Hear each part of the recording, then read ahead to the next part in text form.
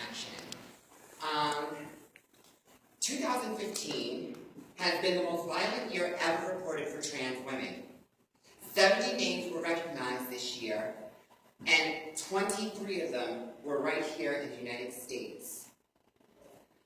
20 of them being trans women of color. The video you just saw is part of my presentation, Trans in Media, which I started in 2011 for my presentation at the Trans Health Conference in Philadelphia. Jamie helped me with the first part. 2015, we have seen so many murders, I felt that there was a need for a response.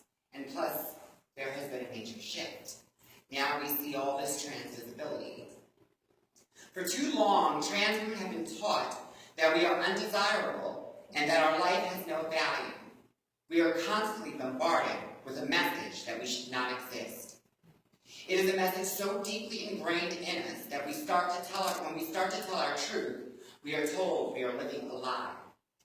Not anymore. 4 years ago, I was arrested for self-defense, defending myself from a gas station attendant not too far away from my job. I was locked up and I spent 6 weeks in jail. The things that I endured while I was there: sexual harassment. I caught another charge for having a fist fight with another inmate who touched my breast.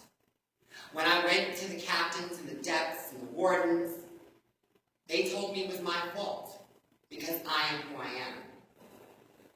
Today is International Day for Human Rights. What is human rights? A right believed to belong to everyone justifiably. But sometimes that is not always the case. 15 years ago, I would have never thought I would be able to stand up here and deliver this speech.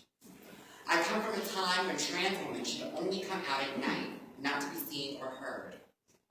And we are so deeply stigmatized by society. Not anymore. Now, in 2015, trans visibility is at an all-time high. And I ask myself, is it really making a difference?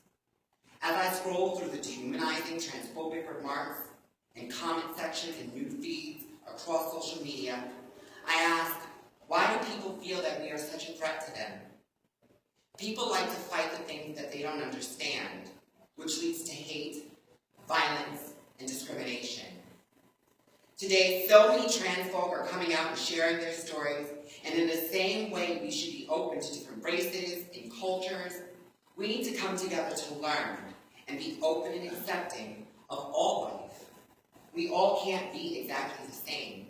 However, we all want to be respected. When I first started my transition, and I was living in a homeless shelter, Covenant House to be exact, in the Rites of Passage program, I lived not too far away from the meatpacking district. Not to say that I wasn't engaging in any sex work, but not that night. That night, I wasn't feeling too well, and I wanted to get me some French onion soup. So I went to a local diner, and I ordered my French onion soup. And the waiter told me that he wasn't going to serve me. And I was like, well, why aren't you going to serve me? Oh, we don't serve your kind. We're almost at the turn of the century, and you're not going to serve my kind? Really? So I can take this one or two ways. You're not going to serve my kind because I'm black. Oh, no, I'm not going to serve your kind because you're who you are. Your kind comes in here and you pull tricks in my bathroom. Did you see me personally pull a trick in your bathroom? I don't ever roll tricks in your bathroom. But he didn't serve me, and I reported it, and we had a whole legal dispute about it. But not your kind. Really? Nobody should have to endure this. No one should have to struggle with housing, employment, or health care. No one should be denied access to any of these things. Would it make a difference if the server at your favorite restaurant had breasts and a beard? Would it change the taste of your food? No one should be turned away for the color of their skin or for the way they look. When we talk about human rights, it should not be for some, but for all of us. It is our responsibility to embrace all human life, to open our minds, to learn, to understand the different variations of all human life, not leaving behind, but to uplift, empower, and be supportive, never giving up to stand for acceptance and inclusion. The average life expectancy of a trans woman of color is 35 years old. So many of my trans sisters have lost their life due to ignorance and fear. They lost their right to live because of society's view of who they think we should be. Oftentimes,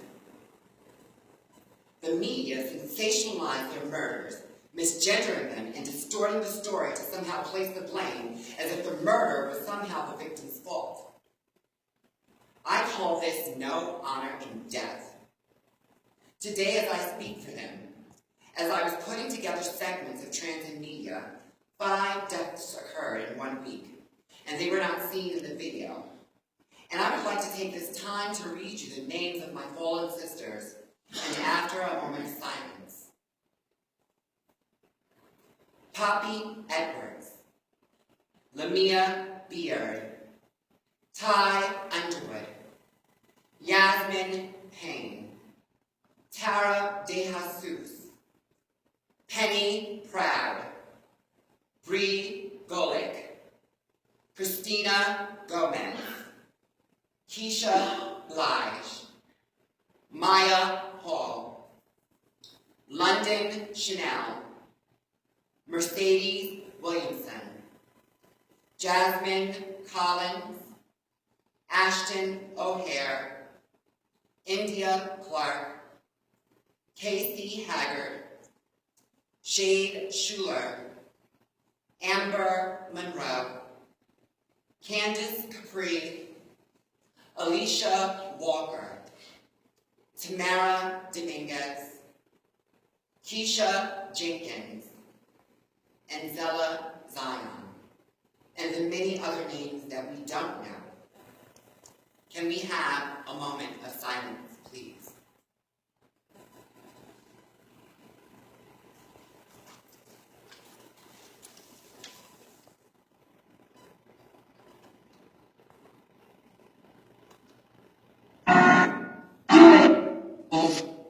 As a lesbian, she had her sitcom going, and